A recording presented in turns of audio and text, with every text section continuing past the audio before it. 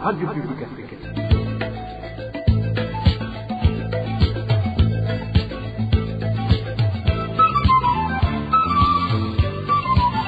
Radio Publique Africaine.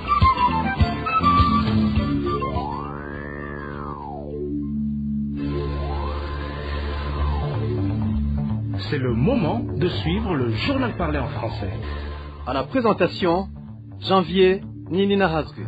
Nous sommes le mardi 13 mai 2025. Bienvenue chers auditeurs et auditrices au journal de la RPA parlé en langue française et dont voici le sommaire.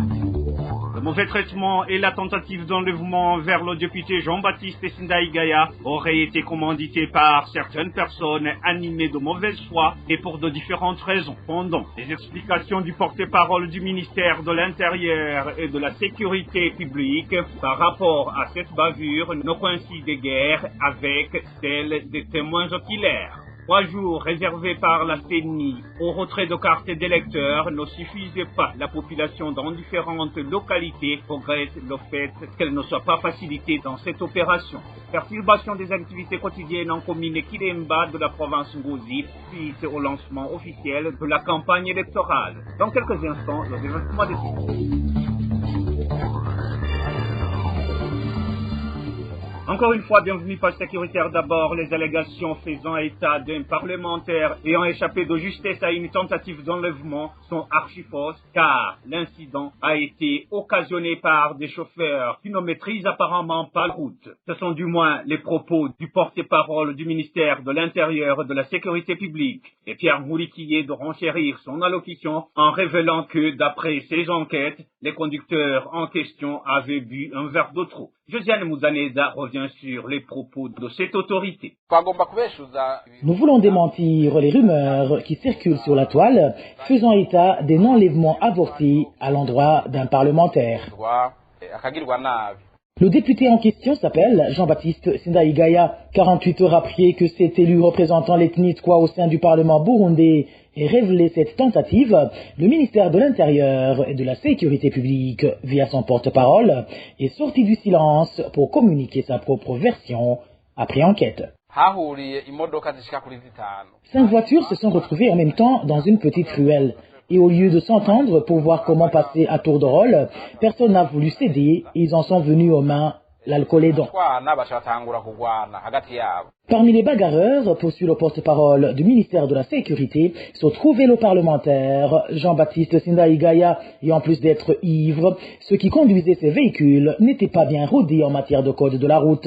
Et pour Pierre Mouriquier, la faute commise est d'avoir voulu régler eux-mêmes leurs différends au lieu de s'en remettre aux agents de la police routière afin que ces derniers leur indiquent le chemin que chacun devrait emprunter. Ici à Bujumbura, les agents de roulage sont à une distance très rapprochée. C'est pour cela d'ailleurs qu'aussitôt alertés par la population, ils sont vite accourus et ont pu séparer ces gens avant de leur indiquer le sens à prendre. Parmi ces policiers intervenus, un a été blessé par ces chauffeurs ivres qui l'ont pris pour cible. Pourtant, Pierre Mouriquier n'a pas révélé son identité, ni celle des autres citoyens ayant été victimes de cette bagarre, encore moins leur nombre. Quand les policiers sont arrivés sur place, ils sont vite intervenus. L'un d'entre eux a alors été blessé par un coup de tête lui asséné par ses fauteurs de troubles. Il a par après été conduit à l'hôpital, tout comme les autres personnes blessées sur place. Cette version a suscité plusieurs interrogations. Premièrement, par quel hasard 5 véhicules se sont simultanément retrouvés dans une petite ruelle? Plus hallucinant encore est le fait que tous ces 5 véhicules étaient conduits par des gens ivres. Pourtant, personne n'a été appréhendé pour être puni conformément aux articles 499 et 504 du Code pénal dans son chapitre parlant de l'ivresse publique et du tapage nocturne. De plus, la police de roulage, une fois avoir constaté que les fautifs ne maîtrisaient apparemment pas le code de la route, les a laissés partir sans confisquer leur permis de conduire, comme le stipule la loi. Deuxièmement, il est impensable que des policiers se fassent tabasser sans essayer de se défendre et qui plus est laisse partir les responsables au lieu de les arrêter et les traduire en justice pour répondre du crime de s'en prendre à un agent de l'ordre dans l'exercice de ses fonctions. Mais à supposer que la scène décrite par ce porte-parole du ministère de la Sécurité se soit réellement passée, se serait-il mêlé des pinceaux, confondant le cas Jean-Baptiste Sindaïgaya à un autre, et au cas où il s'avérerait que Pierre Mouliquier a menti sciemment, quel crime le gouvernement se donnerait-il tant de mal à étouffer? Merci à Josiane Mouzanez. Dans l'entretemps, les citoyens vivant non loin de la gare du Nord, en mairie de Bujumbura, tout près de l'endroit où le député Jean-Bosco Sindaïgaya a été séquestré, ne sont pas avec Pierre Mouliquier, porte-parole de la police, quant à la véracité des faits. Selon ces citoyens, à part qu'il n'y a pas eu d'embouteillage au point que la circulation soit bloquée, les agresseurs du député lui auraient suivi avec une mission précise de lui faire du mal jusqu'à un enlèvement. Plus de détails sur la vie de la population sur ce qui est arrivé au député Jean-Baptiste Sindaïgaya avec Walter Cuisera. Certains habitants de Kamenge qui, résidant à proximité du lieu où le député Jean-Baptiste Sindaïgaya a été agressé samedi dernier, contestent les propos tenus par le porte-parole de la police, Pierre Mouliquier. Ce dernier avait déclaré que l'incident était lié à l'état d'ivresse du député. Une version qui rejette la population locale qui affirme que les faits sont tout autres. Selon la population sur place qui a refusé de s'exprimer au micro, le député a été attaqué sur la première avenue située à proximité du bureau de la COPEC Kamenge en direction de l'agence Interbank. Ces témoins affirment que les agresseurs semblaient connaître à l'avance l'itinéraire du député qui avait emprunté la dite avenue. Ces individus auraient d'abord contourné la route principale goudronnée menant à la gare du Nord pour ensuite tourner vers Kamenge afin de lui tendre une embuscade. C'est à cet endroit qu'une camionnette blanche se serait brusquement arrêtée devant le député sans qu'il y ait le moindre embouteillage. C'est alors que les disputes ont éclaté selon nos sources. Contrairement aux déclarations du porte-parole de la police, aucun des protagonistes ne semblait être sous l'emprise de l'alcool, affirment les témoins. Toujours selon les mêmes sources, les agresseurs, identifiés comme étant des agents du service national de renseignement, auraient ensuite violemment roué de coups le député tout en tentant de le faire monter de force dans leur véhicule. À l'intérieur de celui-ci se trouvait déjà un autre individu, visiblement torturé, le visage ensanglant. Le député Sindaïgaya aurait crié au secours en refusant de monter dans la camionnette. Les cris ont attiré l'attention des riverains qui se sont rassemblés sur place. Alertés par la situation, la police serait intervenue pour empêcher l'enlèvement du député. Les habitants insistent, cette agression n'a rien à voir avec l'ivresse, contrairement à ce qu'a avancé Pierre Mouliquier. D'après eux, le porte-parole cherchait à minimiser les faits, notamment parce que le service national de renseignement dépend directement de la présidence de la République, comme le souligne un des témoins. Mouliquier est un menteur. Comment un député pourrait-il inventer de telles choses? Comment aurait-il pu alerter le Premier ministre et le ministère de l'Intérieur si ce n'était que du mensonge? Mouliquier a simplement voulu calmer la situation, surtout que, comme vous le savez, le service national de renseignement relève du président de la République. C'était Walter Cuisera. Chemin faisant, ce qui est arrivé récemment au député Jean-Baptiste Sindaïgaya quand il a été tabassé et failli être enlevé aurait été commandité par certaines personnes qui essayent souvent de lui faire du mal depuis un certain temps. Les informations dont dispose la RPA indiquent que parmi les personnes soupçonnées figurent certains de ses collègues à l'Assemblée nationale qui n'apprécient pas ses prises d'opposition dans les activités de cette institution. Éloge Divin Lemesha nous en dit plus. Le franc-parler manifesté au moment des activités de l'Assemblée nationale sur des problèmes qui se remarquent au pays et sur des fautes commises par des institutions étatiques serait lié à la tentative d'enlèvement et les traitements inhumains dont le député Jean-Baptiste Sindaïgaya a été victime samedi dernier. Cela a été déclaré par des sources de la radio publique africaine au sein de l'Assemblée nationale du Burundi, dont des collègues du député Jean-Baptiste Sindaïgaya. Le franc-parler donc de ce député lui a engendré depuis son entrée en fonction au sein de l'Assemblée nationale le fait qu'il soit souvent maltraité. Ici, nos sources précisent que depuis le début de la mandature en cours de l'Assemblée nationale jusqu'à aujourd'hui, le député Jean-Baptiste Sindaïgaya n'a jamais obtenu de privilèges destinés aux membres de l'Assemblée nationale. À titre illustratif, nos sources parlent du fait que ce représentant débattoir au sein de l'Assemblée nationale du Burundi n'a jamais obtenu d'exonération sur des biens importés comme tout député député en a ce droit. Une non-considération que Jean-Baptiste Sindaïgaya a plus d'une fois exhibée au grand jour jusqu'à écrire des lettres de réclamation, mais aucune suite n'a été réservée à ces réclamations. À part cela, le député Jean-Baptiste Sindaïgaya a été aussi souvent empêché à la dernière minute de participer à des missions de travail, surtout à l'extérieur du pays, destinées aux députés. Cela a été normalisé selon nos sources, jusqu'à ce que lui soit refusé l'obtention d'une contribution d'argent donnée par l'Assemblée nationale quand un député souhaite aller se faire soigner à l'extérieur du Burundi en cas de maladie. Nos sources révèlent que derrière tous les mauvais traitements infligés au député Jean-Baptiste Sindaïgaya se trouvait le secrétaire général de l'Assemblée nationale qui agissait en complicité avec le président de l'Assemblée nationale, Gelaz Ndabirabe. D'autres personnes qui ont réagi sur ce qui est arrivé récemment au député Jean-Baptiste Sindaïgaya sont ceux qui le connaissent dans le voisinage et dans la vie courante. Ces personnes nous ont déclaré qu'un conflit qui lui opposait avec son épouse pourrait être une autre hypothèse à ne pas négliger pour comprendre ce qui lui est arrivé. Elle précise aussi que même son épouse a déjà quitté le foyer depuis un certain temps.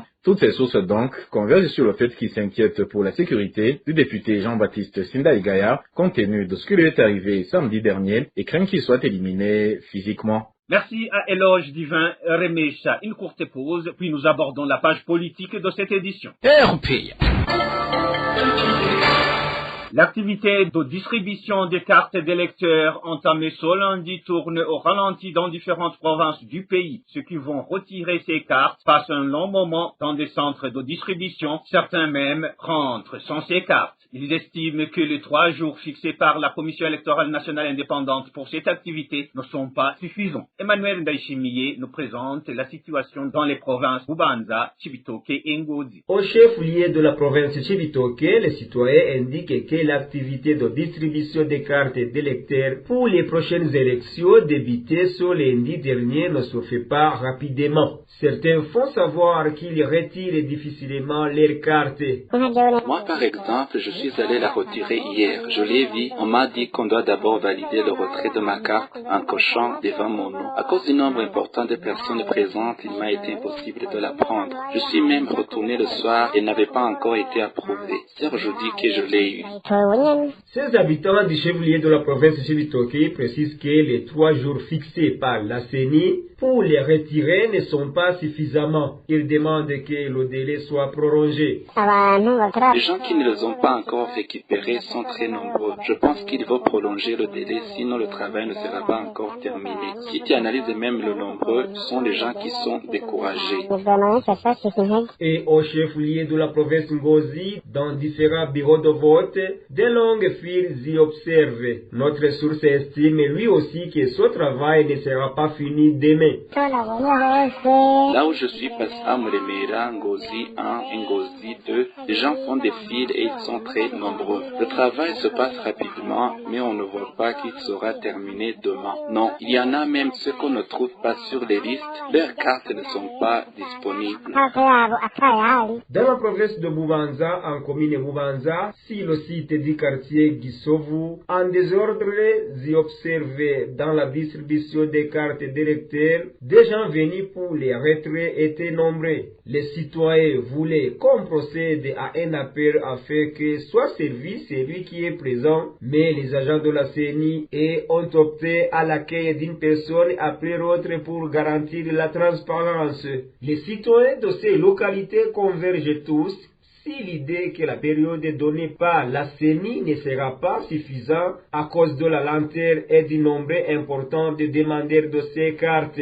La distribution des cartes d'électeurs a débuté ce lundi et devrait être clôturée ce mercredi si la CENI ne prolonge pas la durée. C'était un reportage signé Emmanuel Ndaïchimi. Toujours par rapport aux élections, les activités commerciales et secondaires ont été fortement perturbées ce mardi sur la colline Kiremera, située dans la zone Gakere, commune Kiremba de la province Ngozi. C'est à cause du lancement officiel de la campagne électorale. Les habitants se plaignent de ne pas avoir été autorisés à vaquer librement à leurs occupations habituelles. Ils demandent aux autorités de respecter leur liberté de mouvement et celle de vaquer à leurs activités quotidiennes pour pouvoir survivre. N'est-ce pas, Rémi Delagacourt? Dans la nuit de lundi à mardi, une intense activité a été observée sur la colline de Kiremera, commune de Kiremba en province Ngozi. Selon des témoignages recueillis sur place par notre rédaction, aucun incident majeur n'a été signalé, bien que la population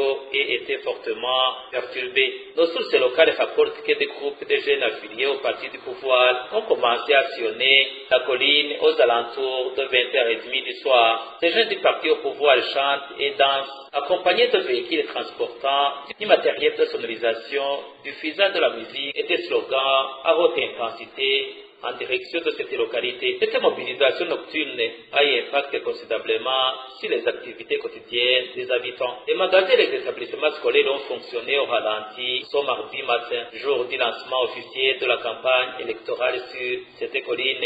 La situation reste tendue. Plusieurs activités sont à l'arrêt et des commerçants ayant ouvert leurs échoppes ont été sommés de tout fermer, ce qui est strictement interdit dans le contexte actuel. Une pression qui s'ajoute aux nombreux défis déjà présents. Certains établissements scolaires n'ont pas ouvert leurs portes, aggravant une rentrée qui s'annonce déjà très compliquée pour élèves et parents. Ce qui inquiète encore davantage, c'est que les événements ont débuté dans la nuit, dans des conditions qui ne respectaient pas les procédures légales. Une situation confuse et préoccupante, tant pour les acteurs économiques que pour les familles. Les citoyens rencontrés sur place ont exprimé leur mécontentement, appelant les autorités à respecter leurs droits au travail et à la tranquillité, soulignant que ces perturbations entraînent d'importantes pertes économiques. La rédaction de la RPA n'a pas encore pu joindre l'administrateur communal d'Okiremba et le gouverneur de la province d'Ogozi, dans laquelle se situe la colline d'Okiremera, pour s'exprimer à ce propos. Merci à Rémi Nderagakura. RPA.